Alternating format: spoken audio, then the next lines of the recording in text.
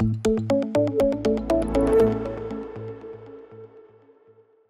rekan-rekan, apa kabar? Semoga dalam keadaan yang sehat selalu ya. Selamat datang di mata kuliah dasar pemrograman bersama saya, Riyad Sahara, dosen program studi informatika Universitas Siber Asia. Nah, di pertemuan kali ini kita akan mereview nih materi dari pertemuan 1 atau dari sesi 1 sampai dengan sesi ke-6. Diharapkan rekan-rekan semua masih ingat materinya. Jangan sampai lupa ya. Jadi kalau ada yang lupa, buka lagi materinya, baru simak lagi video ini ya. Oke, sebelum kita mulai pembelajarannya, kita simak terlebih dahulu beberapa poin utama yang menjadi tujuan pembelajaran pada pertemuan kali ini. Nah, CPMK, capaian pembelajaran mata kuliahnya. Ini rekan-rekan diharapkan setelah memahami materinya, mempelajari materinya, rekan-rekan ini memahami materi yang sudah disampaikan dari pertemuan 1 hingga pertemuan ke-6, ditambah dengan kuis-kuis atau latihan studi kasus yang ada pada tiap materi. Untuk outline perkuliahan di sesi ke-7 kali ini, kita akan membahas beberapa poin. Ada kuis 1 dan kuis 2 yang mau kita bahas. Jawabannya sebenarnya apa sih nih dari pertanyaan kuisnya ya? Nah, untuk yang kuis 1, rekan-rekan diminta untuk membuatkan algoritma penjumlahan 5 bilangan dan telusuri algoritmanya nih. Terus untuk bilangannya sendiri diberikan contoh nilainya adalah 1, 3, 5, 7, dan 9. Nanti ditelusuri setelah dibuat algoritmanya. Yang pertama tentunya rekan-rekan harus membuat algoritmanya terlebih dahulu atau pseudocode-nya ya. Nah, untuk pembuatan pseudocode, rekan-rekan masih ingat ya, tentunya ada beberapa bagian, ada bagian definisi atau deklarasi, lalu di bawahnya ada metodenya. Nah, untuk definisinya sendiri, nama algoritmanya apa? Contohnya sum5 atau sum5 ya. Terus givens, inputannya apa aja nih? Contohnya kita pakai X nih. Kalau sebelum-sebelumnya N atau nilai kita pakai X. X1 untuk bilangan 1, X2, X3, X4, dan X5 untuk bilangan 5. Lalu untuk result atau hasilnya kita berikan nama total. Sehingga terbentuklah definition total itu kita dapat dari algoritma sum5 dengan givensnya adalah X1, X2, X3, X4, X5. Lalu metodenya seperti apa? Kita declare dulu ya, kita declare dulu. Sekarang sudah ada proses untuk mendeklarasikan variabel-variabel operan-operan apa yang nanti akan ada di programnya. Contoh semuanya kita berikan tipe data numerik. Oke, kita declare 6x1, 6x2, 6x3, 6x4, 6x5, dan 6 total. Lalu kita lanjut ke ngambil nilai atau dapetin nilai untuk inputan X1, X2, X3, X4, dan X5. Kita buat dengan get X1, get X2, get X3, get X4, dan get X5. Lanjut, tinggal proses perhitungan. Membuat nilai total ini dari hasil penjumlahan X plus 1, lalu ada X2, plus X3, plus X4, dan plus X5. Sehingga nanti total punya nilainya dan tampilkan nilai total.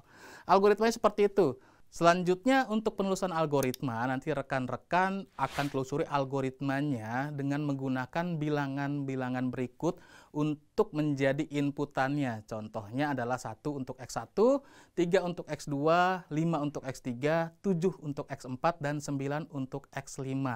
Seperti biasa, buatkan kolom-kolom dulu ya. Kolom pertama number line-nya atau barisnya, nomor baris. Lalu ada metode, lalu ada line lagi. Dan operan-operannya apa saja dari mulai inputan sampai dengan outputnya. Kita lihat di baris pertama. Untuk baris pertama ini get X1 nih di metodenya ya. Di baris pertama dengan apa nih nilai yang diinputkan untuk X1.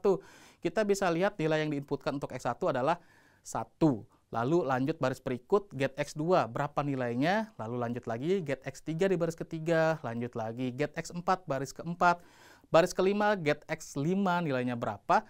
Terus di baris keenam adalah proses perhitungan, atau di sini kita let total sama dengan X1 plus X2 plus X3 plus X4 plus X5.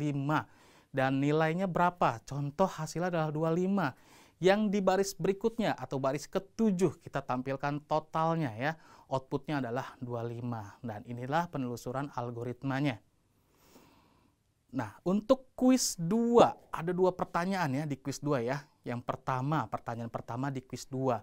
rekan-rekan diminta untuk modifikasi algoritma 2 yang sudah dijelaskan di materi sebelumnya ya, di mana algoritma 2 ini adalah hasil pembagian atau quotient dari X dibagi Y. Tapi ditambahkan dengan kondisi, di sini contohnya rekan-rekan simak dengan baik ya. Yang pertama kondisinya, jika Y sama dengan 0 dan X sama dengan 0 juga, maka quotient ini akan jadi infinite ya. Oke, lalu ada kondisi berikutnya, jika Y sama dengan 0 dan X tidak sama dengan 0, maka quotient-nya nanti akan jadi undefinite. Nah, selain dua kondisi di atas, maka bisa ditampilkan atau bisa dihitung nih nilai quotient-nya. Oke. Lalu ada soal nomor 2-nya. Setelah dibuat algoritmanya, dimodifikasi, tinggal dibuatkan flowchart-nya. Alurnya gimana dalam sebuah flowchart dari algoritma tersebut di soal nomor 1. Oke, kita ke jawabannya dulu mengenai algoritmanya. Nah, ini sekali lagi jangan lupa ya, bentuknya kita ikut standar yang ada di materi. Jadi bentuk algoritma dan pseudocode-nya ada definition dulu, baru metode di bawahnya. Namanya, contoh division. Givens-nya ada dua operan aja, X sama Y, result-nya quotient. Lalu definition yang didapat adalah quotient itu kita dapat dari algoritma division dengan inputan X, Y. Oke, di metode kita akan declare dulu variabel-variabelnya, operannya apa saja. Kita declare X, Y, dan quotient ini dia punya tipe data numbering. Ya, jadi 6X, 6Y, 6 quotient. Dilanjutkan dengan ambil atau dapetin inputan nilai untuk X dan Y. Get X, get Y. Oke, kita cek kondisinya. Tadi ada kondisi ya, ada kondisi di soalnya. Sekarang kita akan cek terlebih dahulu dengan kondisi yang pertama. Jika Y-nya sama dengan 0, oke, jika Y-nya sama dengan 0, lalu di kondisi tersebut ternyata akan bersarang nih. Ya, jika Y-nya sama dengan 0, maka akan masuk ada kondisi lagi yang dicek nih. Udah dicek, Y-nya ternyata 0. Dicek lagi, X-nya 0 atau tidak. Nah, if lagi nih. If, ya, X sama dengan 0. Jika X-nya juga sama dengan 0, jadi kalau Y-nya 0, X 0, maka undefinite jadinya. Tapi, ya, kalau misalkan X tidak 0, ya, X tidak sama dengan 0. Artinya, Y-nya 0, tapi X-nya tidak sama dengan 0. Nanti akan tercetak atau menghasilkan infinite ya. Oke, di sini and if nih, tertutup struktur percabangannya, if-nya. Oke. Lalu untuk yang di dalam if-nya, tapi untuk yang di luar jika kondisinya nih bukan yang X sama dengan 0 dan Y sama dengan 0, tinggal kita buat perhitungannya, jalankan perhitungannya. Yaitu quotient X dibagi Y. If-nya sudah benar-benar selesai ya. Yang di dalam sudah selesai, yang di luar juga sudah selesai, tampilkanlah quotient-nya. Jadi algoritmanya seperti itu. Nah, sekarang flowchart-nya gimana dari nomor 1 tadi bentuk algoritmanya. Nah, flowchart-nya tentunya jangan sampai lupa start dan end-nya ya. Nah, contoh di sini start division nama algoritmanya. Kita sesuaikan dengan metode yang ada di algoritma. Yang pertama get X, lah X dapat get Y. Udah dapat X, dapat Y, ada kondisi nih percabangan yang pertama. Mengecek apakah Y sama dengan 0 ya. Mengecek apakah Y sama dengan 0. Oke, kalau iya nanti ada kondisinya. Dan kalau tidak pun akan ada kondisinya. Kita ke yang iya dulu ya. Ternyata Y sama dengan 0. Jika Y sama dengan 0, akan dicek lagi. Apakah X sama dengan 0? Nah, kalau X-nya sama dengan 0, infinite ya. Kalau iya, infinite. Terus kalau no, undefinite. Nah, ini nanti akan selesai nih algoritmanya. Tapi, jika di awal dicek Y-nya tidak sama dengan 0, maka akan melakukan proses perhitungan X dibagi Y dan tampilkan hasilnya yaitu si quotient-nya. Dan berakhir algoritmanya. Nah, ini adalah referensi yang saya gunakan untuk membuat bahan ajarnya. Silakan rekan-rekan explore lagi atau validasikan saja, dicek jika ada yang kurang atau rekan-rekan ingin mempelajari, wah ada apa lagi nih di referensi aslinya, pengen tahu lebih lanjut ya, silakan di-explore dengan sangat diperbolehkan. Oke, terima kasih sudah menyimak pembelajaran kali ini. Semoga materi yang dibahas bermanfaat dan menambah wawasan rekan-rekan semuanya.